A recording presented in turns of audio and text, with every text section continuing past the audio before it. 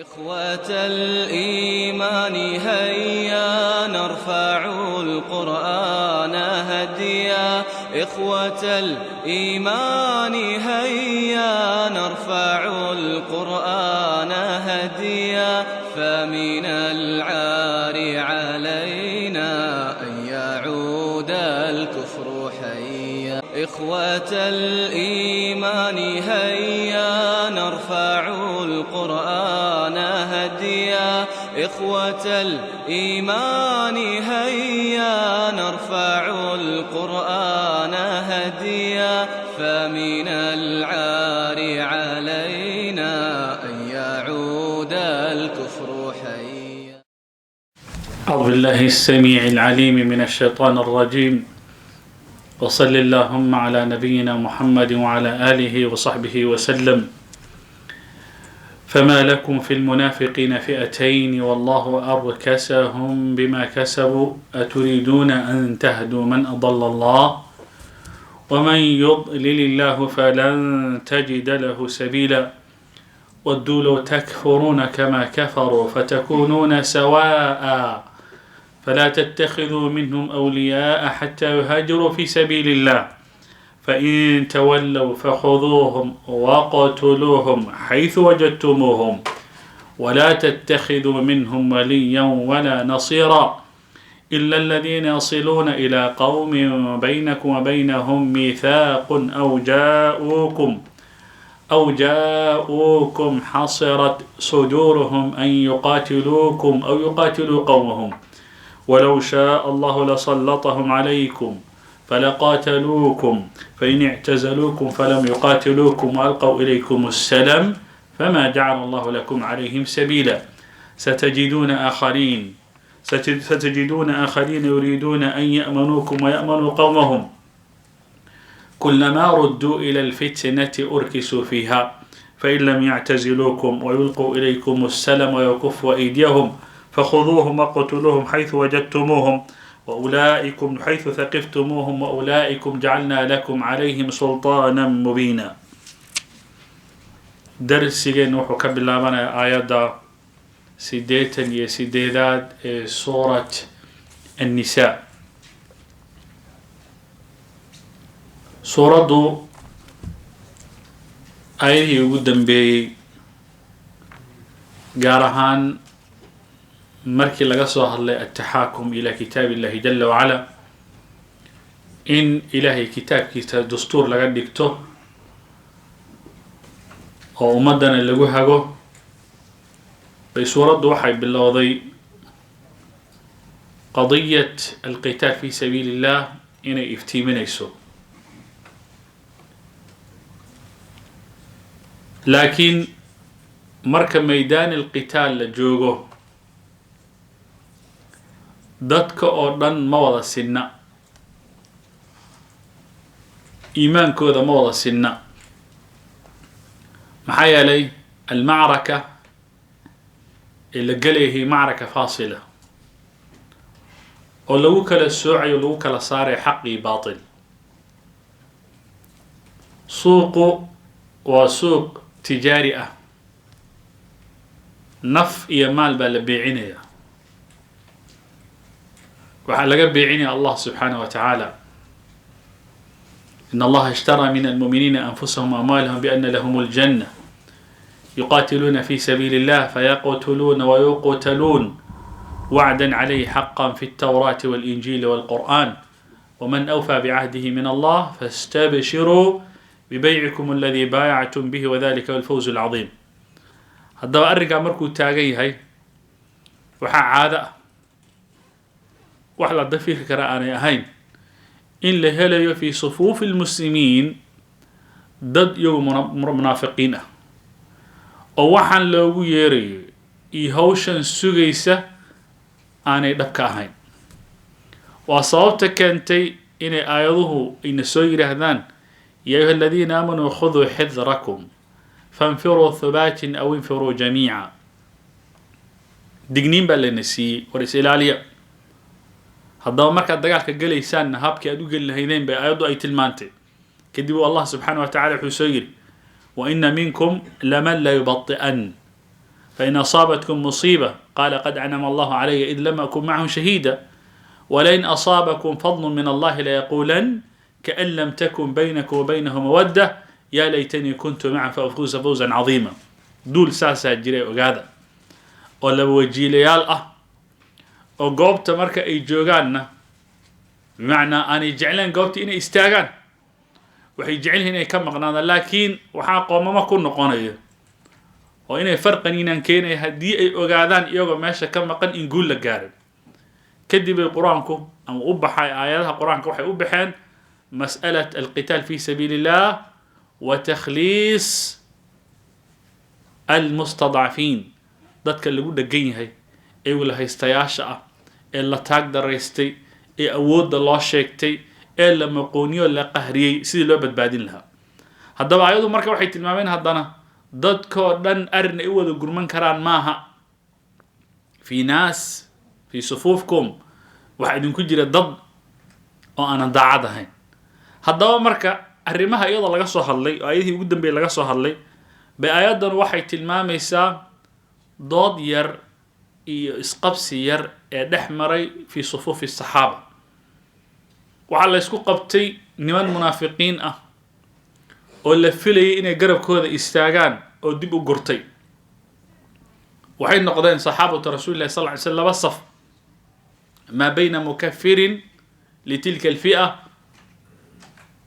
wa bayna mubariratin aw mubariri laha. in la helo koox iyagu leh qoladan way gaaloobeen ma dib bay u gurteen haa ma rasuulkay la jihaadi waayeen haa hadda waa gaalo iyo qolo leh maya duruuf kalaa keentay dadkan gaala maaha arrimo kalea meesha jira. haddaba allah subxaana wa tacaala aayaadka marka aayadda 88aad wuxuu rabaa inuu ku baraarujiyo rabbulcaalamiina jala wacalaa alfi'a almu'mina war shaqaa idin sugaysay kuwan maxaa idinku mashquuliya. فما لكم أي فما ثبت لكم محا إذن سبناد في المنافقين أي في شأن المنافقين دتك يوم منافقين تأرين كودا فئتين لوك وحد حال آتهين محاد وقيب سنتين محاد لوقل وكلا نقطتين محاد وكلا قيب سنتين إلى فرقة أخرى محا كان والحال الله إلهينا أركسهم كي عليي ويهي كوا قال لماذا إلهي سبحانه وتعالى كعلي والحال الله سبحانه وتعالى أركسهم عليي بما كسبوا أي بسبب كسبهم وحا إلي مدين فلك إلي مدين باوحوا النقضان فل أي كو كسبدان إن أي نقضان كفار أما إن النقضان كو إلهي سبحانه وتعالى كفو فالكودان إن يدبوا وقرت النبي صلى الله عليه وسلم oo safkii muuminiinta aanay soo gelin ilaah baa ku fooriyay maxarabtaan aturiiduuna ma waxaad doonaysaan an tahduu inaad hanuunisaan man dul inaad hanuunisaan miyaad doonaysaan adalla allahu ilaahay uu lumiyey waman dulkii yudlilillaahu ilaahay uu lumiyo ama man ruuxi yudlilillaahu ay yudlilhu allahu ilaahay uu lumiyo falan tajida ma heli doontid lahu ruuxa isaga ah sabiilan wadda uma heli doontid bu rabbilcaalamiin. haddaba alimaam muslim waxa uu warinaya bima yakhusu bihadihi alxaaditha marka uu tilmaamay xadiid buu warinaya. xadiidkaas waxaa laga wariyay zayd bin thaabit wuxuu leeyay nabiga sala allahu calayh wasalam uxud buu aaday dadkii la socday ee la rabay dagaalka inay la galaan baa dib u soo gurtay. kuwa marka dibka u gurtay ee diiday inay ka qayb qaataan duulaankii la gelayay inay ka qayb qaataan qolada diiday bay saxaabadu arrinkooda isku khilaafeen laba group bay noqdeen. kuwa yiri marka waanu leynaynaa kuwa waa gaale maxaa noo soo dhaweeyay iyo kuwa yiri maya ka istaaga arrimo kala jira oo meesha marka ayadu ay leedahay fama lakum fil munafiqina fi'atayn isqabqabsiga maxaa keenay ina isku dhegdhegtaan maxaa keenay inaad laba qolo u kala quwataan maxaa keenay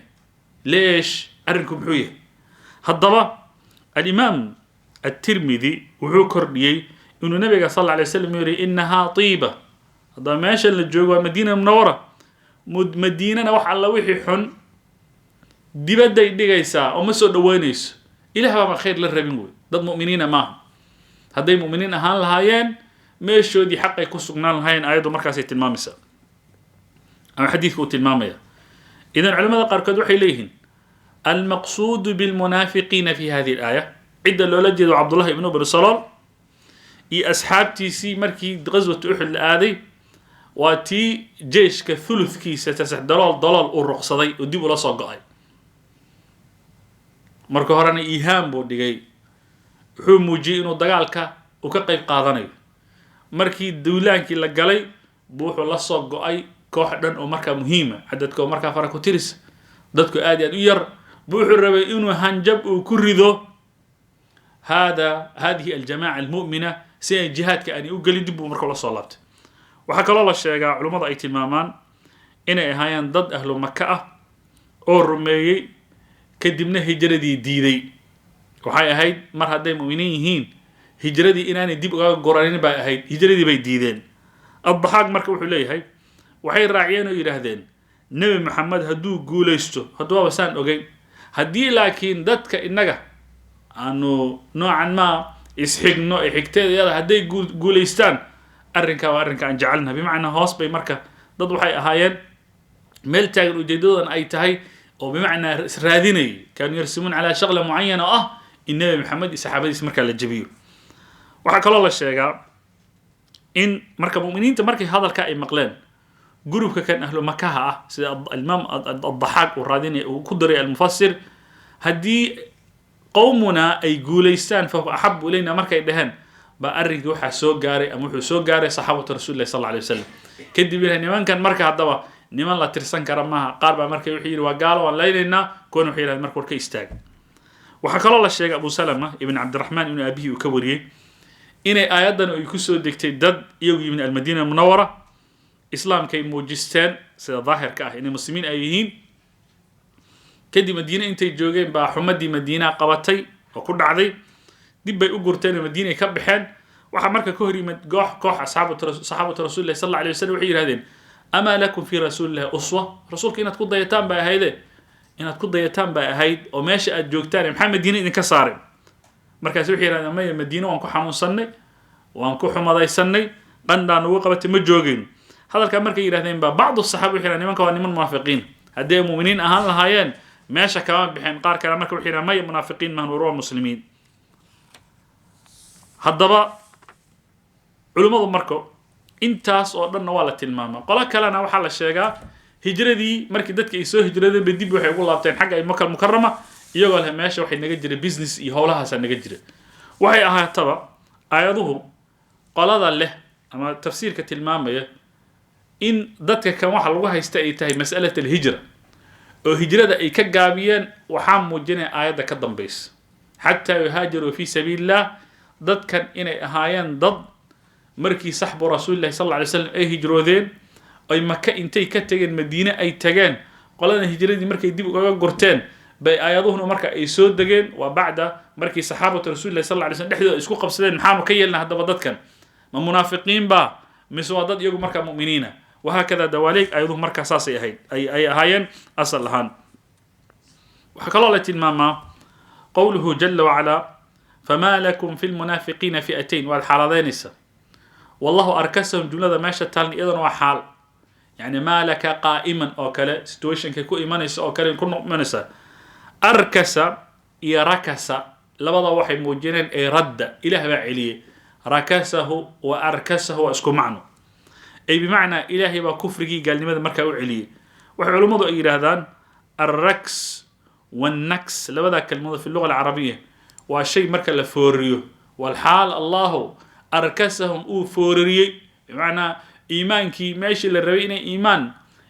ay la yimaadaan ama iimaan laga helo baa lagu rogay oo waxay noqdeen dad markaa ciribtoodii markaa u laabtay maxaa xadiida waxay muujinaysaa bimacnaa qofka muuminka xadiidkii muxuu ahaa muttafaq ahaa yani qofka inuu diido an yacuuda yani bimacnaa qofka marka iimaanka uu ka laabto oo gaalnimada u laabto waa nin marka isaga dhan saa marka u rogmay ilaah baaba ku fooriyey yani ku foorariyey oo saa u gadiyey dabagadiyey meeshii iimaan laga heli lahaa ama iimaan laga fili lahaa inay la yimaadaan bay waxay lamid yihiin kufri macnahaas way macnaha ayaddu marka ay tilmaamayso إذا أركسوا في فتنة مظلمة كسواد الليل يتلوها فتن سيدي مركا نيك قبياق أولها هذا آيات waxay tiri أتريدون أن تهدوا من أضل الله dadka kan Ilaahay subhanahu wa ta'ala baadi la damcay inay lumaan oo ay marin habaabaan oo meeshan hadda ay ka baxeen inay ka baxaan oo gaalnimadii Ilaahay uu ka soo celiyay inay dib dambe ugu laabtaan Ilaah baba la doonay idinka soo celin kara idinka xarig ku hay maxaa ka yeeli kartaa uu situation kooda ka baxa Allah marka hadana wuxuu yiri waman yuridillahu ama aturiduna an tahdu man adalla Allah ومن يضلل الله عند إلهي أولميو فلن تجد له سبيلا كقوس ودوه لما يستوي ودا مركا لغو هنوني مركا ملا الله مركا وحلا فما لكم أي فما ثبت لكم عائدين سبناد في المنافقين في شأن المنافقين ضدك منافقين تأرن كوذا حالاتهين أما فما لكم أي فما ثبت لكم عائدين سبناد في المنافقين في شأن المنافقين منافقين تشأن كوذا فئتين لوكا وحد حالاتهين والله أركسهم والحال الله إلهينا أركسهم وكفرري وكرجي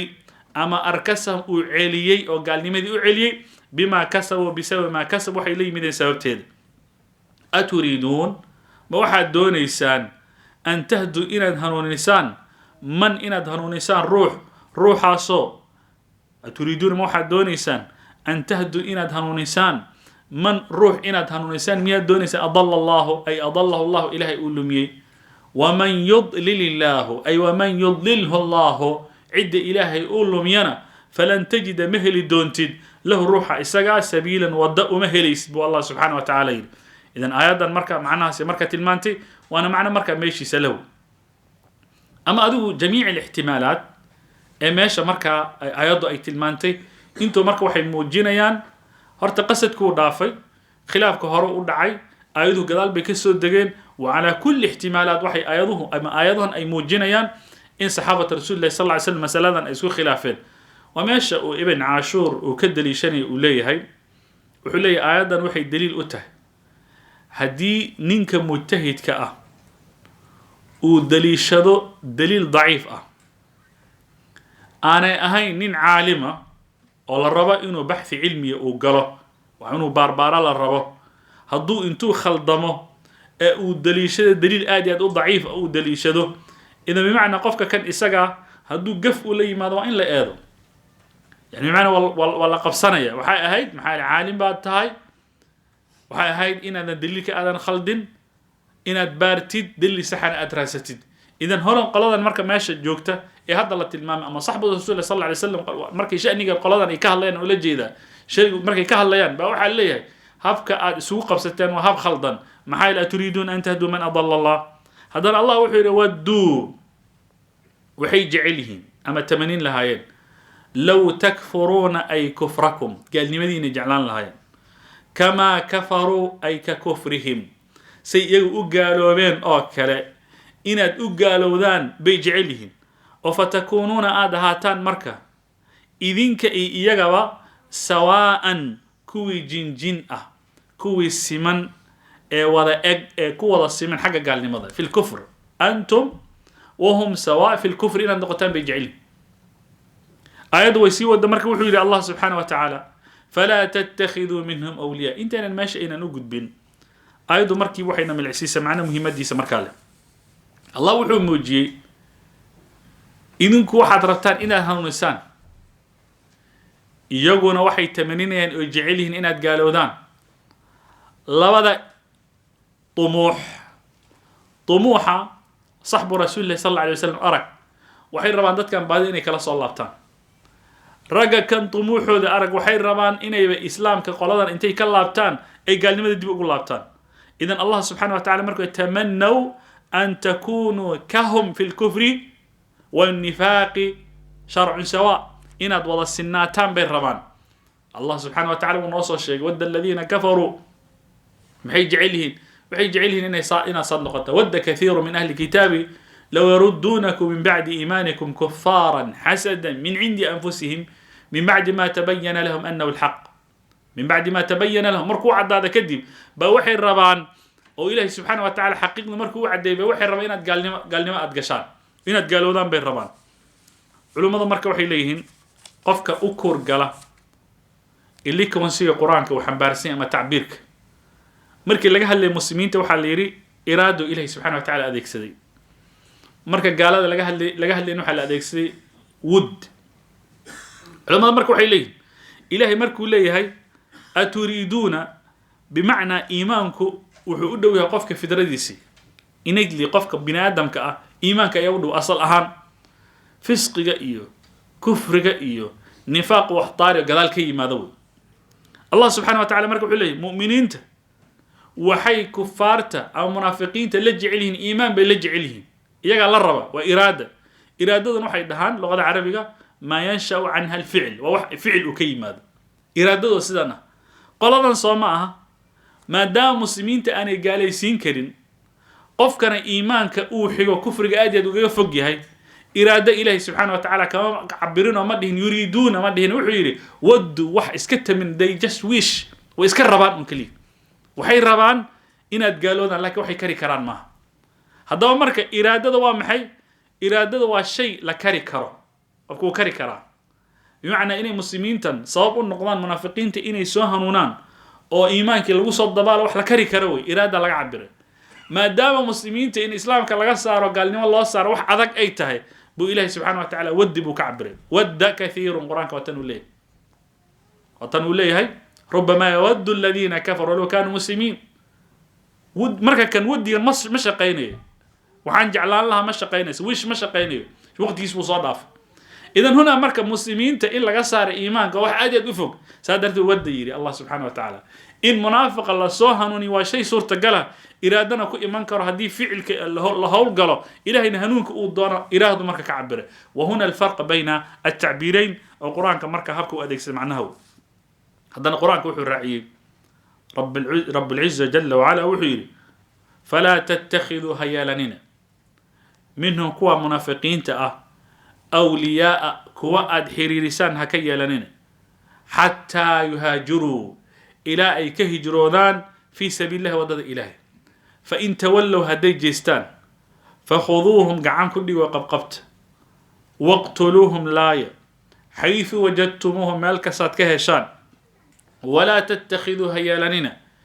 منهم يجا حقودا وليا كوا أدحيريسان أميد أدحيريسان هكيالننا ولا نصيرا أما معنى من نصير أو ناصر هكيالننا أرنكين أقرقارة أما نوعا ما إذنك أدو قرمتان أما إذن قرمتها هكاليغانينا يعني نصير مد ناصر إذن نقضى إميد أدحيريسان يانو نقن أيضا مركا معناها سي مركا إتلمات هالضوا وحال ليري أيضا وحي حرتي شردي إذا مركي وحال يري موضوع عن موضوع ليسكو قفصدا ماها أيضا مركي وحن كده سنة معنا إن أيضا حكم أي سود ديسي حكم كوام محي وابا قاله وحلا يسكو قفصدا ميقع وابا دد ردوبي ما وحلا يسكو قفصدا ولذلك القرآن مركي وحي يري هالضبا فلا تتخذوا منهم أولياء إلا هير محي إلا قورمة حتى يهاجروا في سبيل الله شردي ومركا الحري مركا وحا نو إمان دونا كو waxaa laga soo reebi doonaa qolada la yiri hal laayo waxaa laga soo reebi doonaa kuwa hijrooday waxaa laga soo reebi doonaa illa alladhina yasiluna ila qawmin bainakum wa bainahum mithaq waxaa laga soo reebi doonaa satajiduna akharin cidda aan la leeyin doonin waxay noqon doonaa saddex group in ka badan laakiin saddexda group ama saddexda shardi ee la dajiyay oo aayadan iyo midda xigta iyo tan xigtaay oo darsiga ku soo gabagaboobi doona caawa saddexdan shardi عدي لقى واي أي واحد ليري فخذوهم وقتلوهم حيث وجدتموهم وعنا إيمان دون حيث ثقفتموهم وأولئكم جعلنا لكم عليهم سلطانا مبينا وماشي مركب باسس كسكو حرية هذا هجرة الله المامي وطن إلهي في سورة الأنفال هراي نقص يجري نانا به الدون بإذن الله سبحانه وتعالى تسيس عنه ما لكم من ولايتهم من شيء حتى يهاجروا وحرير إذا كان دحين كرانه ده هجرة مركو والقاسم أما واحد نجد الفاصل وحي كلا صار الهو قف كان إنه مؤمن يهي إنه مؤمن هين واحد لو كلا صار هالبيجنا أنه قلها لو كلا شاندي لها دتك مسألة الهجرة إذا دتك كان سادو قاعدتان إني مؤمنين إذن كو أيضا دالين وماشي أنا أيضا وحنا لبريا مركا مسألة وحنا لنا بريا وحمركا للرب إلا قاعد دليل الرهدية بحث علمي أدرتا دليل رادي مسألة أدرتا إن تكهجر الدليل رادي آيات هذا وحي كلنا بريسا قفك إن حكم مركب اللي يقول سيدين كر ليس قال يسين كر اللي كان قال باتا إلا الدليل الهرب حتى يهاجروا في سبيل الله وقد غايو مركب هجرة أي تماضة إذن وماشى المركب وابن وحى فتوى ابن سحنون فتوى سواحة هيسيد ابن عاشور وصان نقلنا وعلي قفك مركب لما حكم منكره قال نما النفاق بها كو حكمين إلا أدوغاتي تقدم له الأدلة دي اللي أقاده الله بيانيك كان وحن وشاقان يعني وحن لقوتهن سيء إن دبي إنانا أهين وحن لقوه أقان كرا من خلال تقديم الأدلة له وإثبات الحجة عليه مركب اللي أقاده كدب أفكا سمركب حكم كل قسي دينيه هجرة مركب دور نوع بوان نقوان كرتا ميد وحي أهين هجرة دي لغا هجرة دي مكة مدينة له هجرة دي ujeedadana ahayd nabiga sallallahu alayhi wasallam in heel loo noqdo taa waxa ahayd tii taariikhdu ay xustay waxay kala taana waxa la sheegay xadiis ba markii wuxuu leeyahay waajib bay ahayd markii hore awal islaami kadib nabiga ilaa hijrata ba'da al-fath sanadkii sideedad makka marka la furtay kadib wixii ka dambeysay aan wixii ka dambeeyay taariikhda hijrada marka ma jirto waxa kala jira hijra iyadu daar al-harb in laga tago qofka markuu islaamo daar al-harb meesha ودجالك وكسر إنه أنت كتجا وتجمل سلمي أو مسلمين تيدجين رواج قفك مؤمن كأ إنه كهجرة وحي إلهي سبحانه وتعالى وكحر عن رواج مع الحديث بوحي والمهاجر من هاجر ما حرم الله عليه مهاجر وحي الله مع قفك كهجرة وحي إلهي سبحانه وتعالى كحر عن تنمي هجرة ضمبوا قفك مركو إسلام دار الحرب إنه كتجا ودار الإسلام إنه تجا يقفك وحي إلهي يكرر إنه كهجرة لبدا هجرة يحض عنه شجنة دنبي وواجبه إذن آيات مركب حيل هذا ور الله لنا وعبها كودر سنينا هالسود ويسنينا حرير إيو حكتها كدجانينا هالسود ويسنينا حتى يهاجروا في سبيل الله آيات المركب ماشى كانت كذب الله وحليه فإن تولوا فخذوهم مقتولون حيث وجدتموه حليه جل وعلا ودوا وحي جعلهن لو تكفرون أي كفركم قال لمن جعلهن كما كفروا أي ككفرهم سيقالوا بين أو كالإنات أقالوا ذنب بيجعلهم وفتكونون آدهاتان إذن كإيجابا سواء كوي أؤك بمعنى إسكمدأ أو جنجينوأ في الكفر قال لماذا هذا فلا تتخذوا هيالانين فهذا مركب السببية فهذا ماشي وحي أتي من إلا موجيو مر هدي وجدد أي تهيئين إذن كإسلام كإذن كساران مضد لو جوجيا مركب قلدا فلا تتخذوا منه أولياء حيرها كيالانين حتى يهاجروا إلى أي كهجرودان في سبيل الله ودد إلهي مركب إذن كالعدانيسة إلا أن واحد ضدك عادي آياته وحي كسود دقان والنبي صلى الله عليه وسلم لكن صحابة رسول الله صلى الله عليه وسلم وحا لبري إن الالتجاء بعد الله إلى الأدلة إن أدلة وح لقر هذه إذن كان مركب وحبها كون مرمنة يينا مرضا ما هكو حيقنا أرنكود هيسكود داليننا خلاف نيانو إذن نحمرنا وحال هالباب وقدكتان حتى يهاجروا في سبيل الله فإن تولوا مركا فإن عرضوا هدي الجيستان فخذوهم قعان كل وقبقبت واقتلوهم لايا حيث وجدتموهم الكسات كهشان ولا تتخذوا هيالاننا منهم يحق هذا وليا مدآت تو لسان وتحيري لسان ولا نصيرا بمعنى هكيا لننا أي مد ناصرا هكيا لننا إلا الذين هذا نقول ذكر لسور ربيع إلا الذين كوي مويان يصلون جاري أما يصلون يتصلون إلى قوم أي بقوم قال حير لها قال ذا بينكم إنك دحدينا وبينهم يقدح ميثاق هجيس ودح هذا أو جاءوكم أما إنيمد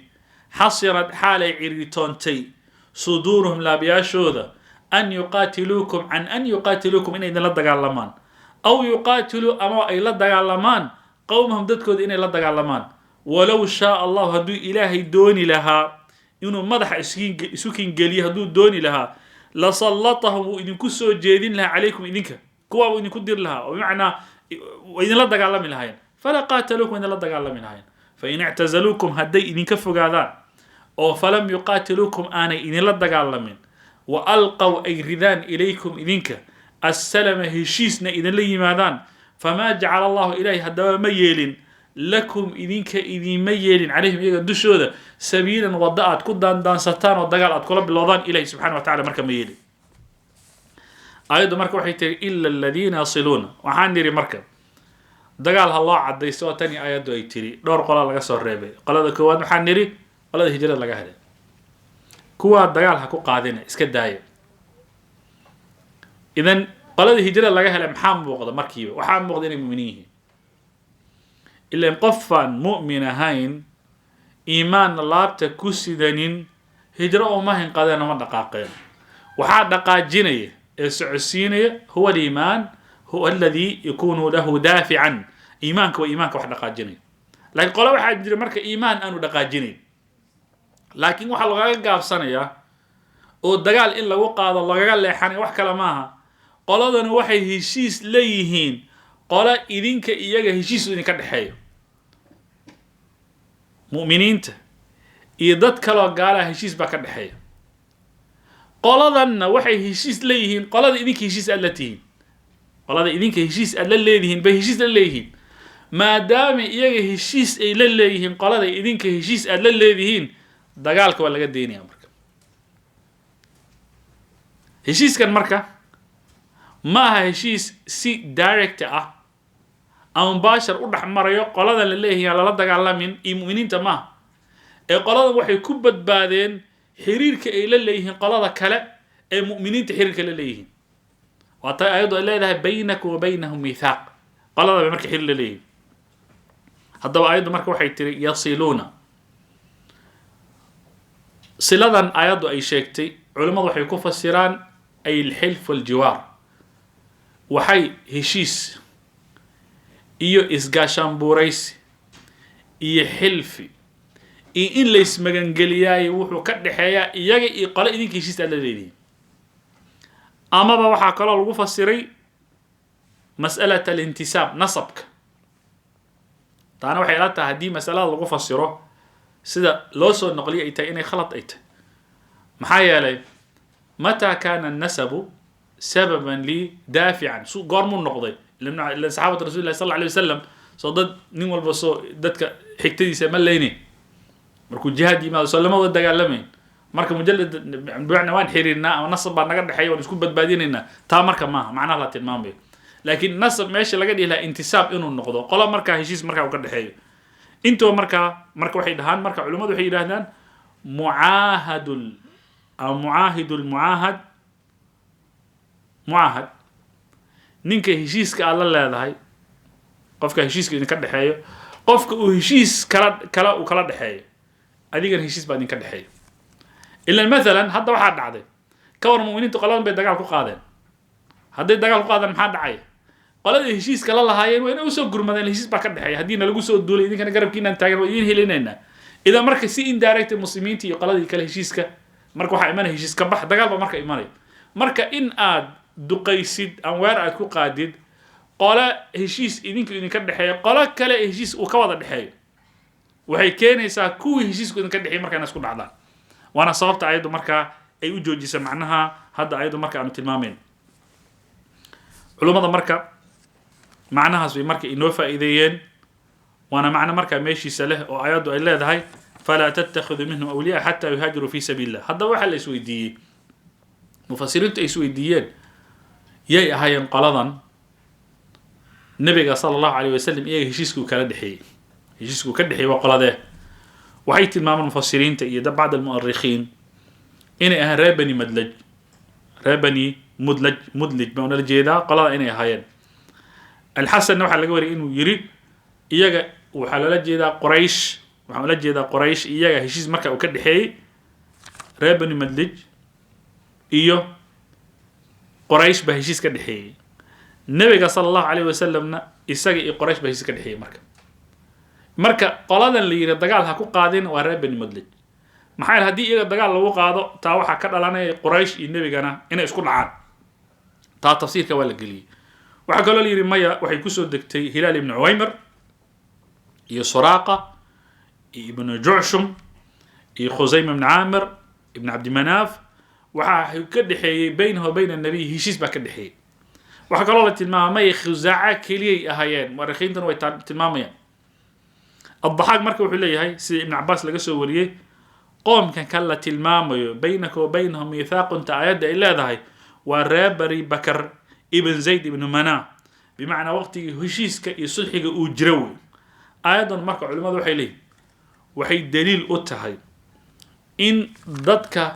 مسلمين تقلاد الدجال كل الجيران إن هشيس وضع يلان كران وقارمة هديه هشيس كلا لا صحيحانيو ضد كانوا مسلمين تأهين مصلحة فائدة ضدك مسلمين تأوجران مصلحة فائدة هدي وجرت ضدك مسلمين تأني هشيس لا يلان كران ومسألة الموادعة يصلح المركة إنه إيمان كران نعم دجال باجرة وكده هي مسلمين تعادوا دجال كده هي دجال كيضو وصل عركة ومريو هديه هشيس ماشي ماذا iyadoo faahfaahsan way noo iman doontaa waa in janaxu lisalmi waxaa noo iman doonaa ama waa na soo maray kada mawtin nagu soo maray sulxu hudaybiya iyo howlihii wixii la midka ah waxay ka mid tahay arrimahan marka yaa heshiiska saxiixaya see loo saxiixaya waa arrimo markaa siyaasa sharciya u taal oo waxa iska leh sida imaam ibn qayyim fi al-ahkam as-sultani uu ku bayaaniyay ama culimadu waxay leeyihiin imaam muslimiin iyo waxay haday u arkaan inay maslaxa ku jirto maxaa u dana waan garan karnaa heshiisyadii kala doonaa المسلمين تعادوا الله سحدان واحد في مارة إلا قرتوا عن قرن كرنا بل هشيس كيسول حديبي دي ونقول لابا طبعا صار هشيس أي لنبضان يدتكو أي نبضانين ونبضوا أي جرت محا ماشي كسر بحي دعوة دي بقى فافتي ضد فربضان بقى إسلام كسوق قلي باقي دينات بان لويقين وضد اللو حاري خير بضا بقى مركي يبين الله سبحانه وتعالى مركب ماشي عايد وحلقة فهمي كرا إن ضد حرب إذن كلا دحايو أما إن كان دحايو الدجال أتكون إسكولة جرتان إن هشيس لسه صحيحين كرتي وقارمة إن كان في الموادعة وفي الصلح إن كان فيها مصلحة راجح للمسلمين مصلحة هذه وجرته وأرجح سن المسلمين توحكم مرد علينا يان دين كان إباقا ديننا مصلحة هذه وجرته إن لا سمعين كرا أيضا مركا إفايديسي أيضا هذا نوحي نتري أو جاءوكم حصر صدورهم أن يقاتلوكم أو يقاتلوا قومهم هذا وحا لغا سو هادلي قولada aan lala dagaalamin hatta yuhajiru kuwa muhaajiriinta idin la hijrooda faraha ka qaada number 2 kuwa heshiis kala leh qolada idinka heshiiska aad la leedihiin saddex aw jaa'ukum hasara suduruhum ama idin yimid aw jaa'ukum taas marka ma waxay noqonayaan koox kale saddexaad ee ayadu ay faa'iideysan miyay noqonayaan mise tii hore tanwiic ahaan meesha loo keenay haddaba macnaha waxaa muujinaya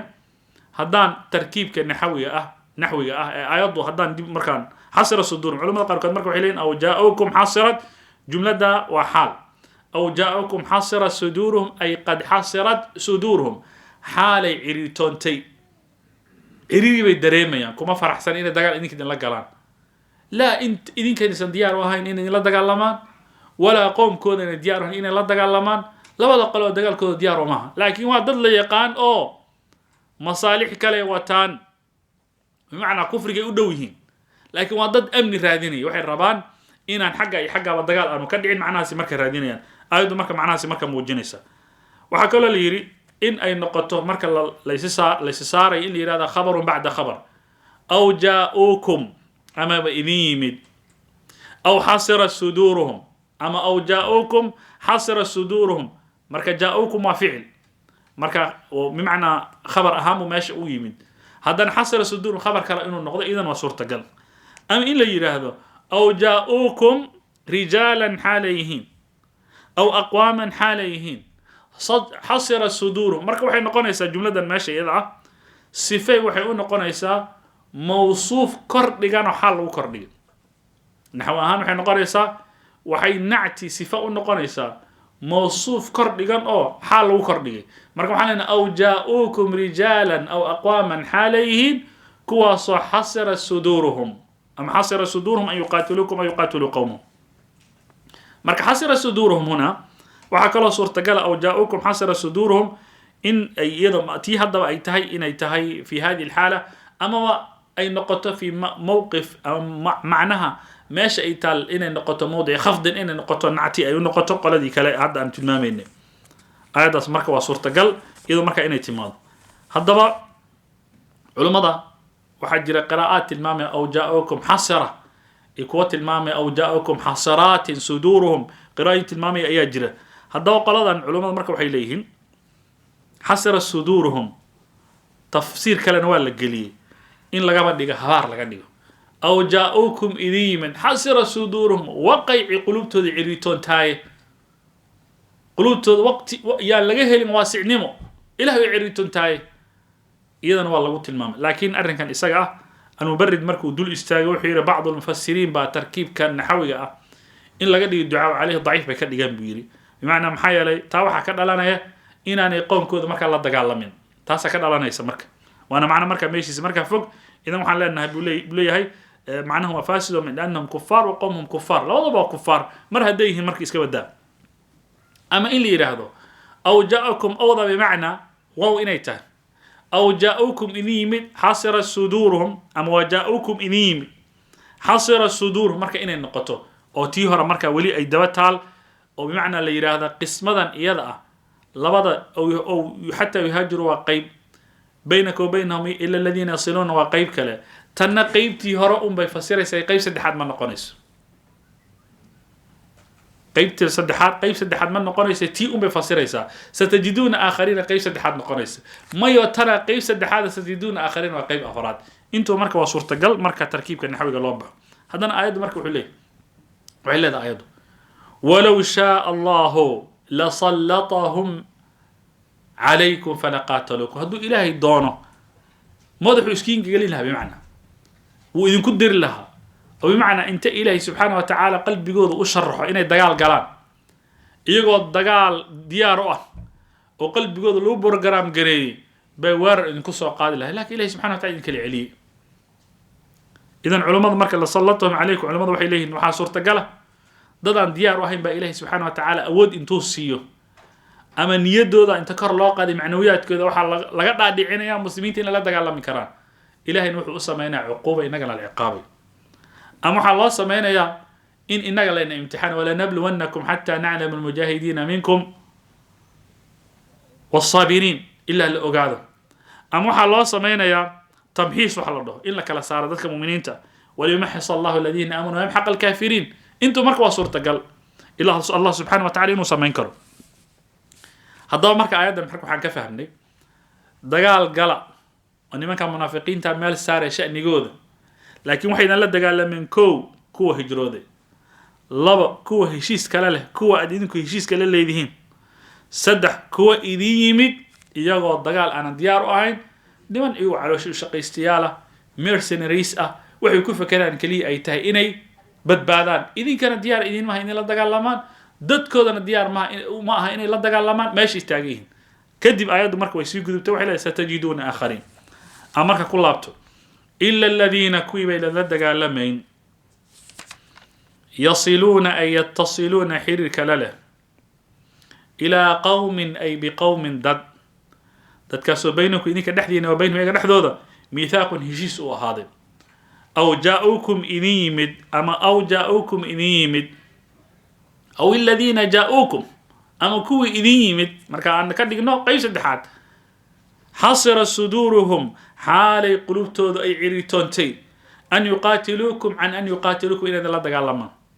أو يقاتلوا أما أي لا دقالمان قومهم دتكود إلى لا دقالمان ولو شاء الله هدو إلهي دوني لها إنه اسكوكين صلده ood gowda iska surtaan oo dagaal inuu idin ilaahay idin dhaxdhiga haduu ilaahay dooni lahaa la sallatahum kuwa wuu jeedin lahaa calayku idinku soo jeedin lahaa falaqatalukum markaan wadin la dagaalami lahayn fa in i'tazalukum hadii idinka fogaado dagaal aan idin la gelin falam yuqatilukum aan idin la dagaalamin wa alqaw ay suridan ilaykum idinka xaqiina assalama heshiis idin la yimaadaan fama ja'ala Allah hadaba ilaahay ma yeelin لكم إذنك عليهم يقدسوا السبيل وحدان دانسي وضع كل دقالنتان هذا ما هي ستانية فرح كبحيو إذن هنا وتعبير قرآني ومركا ماشي سله الله وكلا صار وكلا شان دي قالوا كان هذا آيات ومركا أي تلمانت هذا الله سبحانه وتعالى مركا ولا ستجدون وحد هلي دونتان آخرين كوكل آيات هلي دونتان كوا سيريدون دونية أن يأمنوكم إذنك أمان إذنك هلاك ويأمنوا بمعنى إذنك أمان إذن أمان قليان ويأمنوا أين أمان قليان قومهم ضد كوذا إذن كان إذن لا دقال الله بمايان kuwana la dagaalami maan kuwa ay ka soo jeedaan kullama ruddu markastoo loo celiyo ama loogu yeero ila alfitnati dagaalna urkisu waa lagu fooriyaa fiiha fitnadii iyagu dagaal diyaar uma aha waxay leeyihiin laa liya walaa calaya dagaal diyaar uma aha waxay rabaan inay badbaadaan lafahooda u badbaadaan idinkana inay amaan idinka helaan nabadgeliyaan bay rabaan dadka ay ka soo jeeda inay amaan ka helaan nabadgeliyaan bay rabaan laakiin mushkilada maxay tahay gaalnimadaasay xigaan waa dad iyagu gaalo ahoo markastoo le dagaal gala dad laga aaminaya maaha inay la dagaalama diyaar u yihiin haddaba ayaddu marka waxay tiri fain lam yactaziluukum kuwa haddaanay idinka fogaan wayulquu ay walam yulquu way reeban tahay nuuntiya jaran tii hore ku cadfan tahay wayulquu walam yulquu aanay ridin ilaykum idinka assalama heshiis aanay idin ridin wayakufuu walam yakufuu aanay reebin aydiyahum gacmahooda aanay reebin hee fakhuduuhum gacan ku dhiga oo qabqabta waqtuluuhum laaya xayثu thaqiftumuuhum meel kastaad ka heshaan wa ulaa'ikum kuwii naas oo hadda aanu soo sheegnay jacalnaa waxaanu yeelnay lakum idinka idin yeelnay calayhim iyaga dushooda sulطaanan xujo xujadaasoo mubiin cad wadda cad baanu idiin fallay oo aad qoladaa kula dagaalami kartaan aayaddan haddana waxay leeyihiin culamada qaarkood waxay leeyihiin alimaam alqurtubi oo kale tii horeba kama doona aw jaaءakum xasara suduurhum an yuqaatiluu qawmahum dagaal diyaaro maaha haddaba satajiduuna aakharin yuriiduuna an yamunukum yamunuu qawmahum hiya wax isbedeleen markaa mala tii hore un bay markaa fasirtay laakiin waxay ku kala saartay un keliya aayaddii hore marka laga soo hadlayay oo aanu tilmaamaynay in yar ka hor markaan tilmaamaynay aayaddii hore waxay tiri an yuqaatilukum an yuqaatiluu qawmahum walow shaa allahu lasallatahum calayhim falaqaatalum fain ictazaluukum intii un bay tilmaantay bimacnaa idinka ha ku dhiiranayna ilaha idinka haya ka istaaga laakiin qoladan maadaama noocan ma haddana waxay aayaddu gadaal kala timid satajiduuna aakharin intii un bay faahfaahaysa waa xaaladee maadaama xagga gaalnimada ay u dhow yihiin waxaa suurtagala inay gacan ka soo fusho iyo dagaal weerar inay idinku qaadaan ha u joojinina markaa taa hadday dhacdo macnahaas waa macnaha laga fahmi kara hadalkii alimaam alqurtubi waxay kaloo leeyihin mufasiriinta qaarkood sida imaam qataada aayaddan waxay kusoo degtay dad iyagu reer tuhaama ah oo nebiga ammaan weydiistay waxay yidhahdeen adna ammaan ina sii oo heshiis ay naga dhexeeyo dadka iyagu ay ka soo jeedaan oo dadkoodan heshiis bay weydiisteen mujaahid wuxuu leeyahay maya aayaddan waxay kusoo degtay dad iyagu ahlu maka ah في حين السدي وليها آيادا وحي كسو دكتين نينك لغو مقعابا نعيم بن مسعود هل شخصي بي آيادو كهد ليسي او ربي لوادا قروبا قلادا مسلمين تان إنو هشيس لقالو أمان وكهلو قلادا مشركين تان إنو هشيس لقالو أمان وكهلو وحي أهاتبا آيادو وحي موجينيسا دوضو مادام جوي أتموسفيرك آيادو أي حوغة ساريس ويهي جوي لحيرا منافقين تي موجينيسا محايالة منافق وحا نقنهاي إيماننا وجعلها إنو موجستو قالنimada inuu muujiso laakiin xaqiiqduusa waxay tahay inuu xagga gaalnimada u xigo hum lilkufri aqrab gaalnimaday u dhow yihiin minhum liliimaan meesha ay jiraan xaggan aayadaas marka waa aayad markaa macnaheeda leh waxay kaloo mufasiriinta mu'arikhiinta qaarkood tilmaamaan in aayaddu ay kusoo degtay qolooyinkii la dhihi jiray asad iyo qatafaan iyo waa dad iyagu markay madiine yimideen islaamay haddana markii ay dib ugu laabteen meelihii ay ka yimideen bay gaalnimo markaa dib dama u muujiyeen أيضا مركو حتى كلما ردوا إلى الفتنة أركسوا فيها يحيى الأعمش وحي أقرين ردوا كلما ردوا أيضا الهوس دقيقة رأد الهوس دقيقة أصل كان وحوها راددوا أصل كلمة دا سهيد كدي بحاد عضي إدغام بالسمية كسر دي ماشي تيلنا رنتي قلبي أيا ولا الرقي على الرأي ولا الرقي إلى الفتنة آيات وحوي إلى الكفر أركسوا فيها علماء marka waxay leey muujinayaan urkiisu fiihan ila al-kufr marka leey urkiisu fiiha waa gaalnimadii waxa kale leeyahay marka ay satajiduna man yudhhiru lakum as-sulha liya'manukum qala waxa jirta idin muujinaysa waxay idin muujisanayaan in kale heshiis laakiin heshiiska ma aha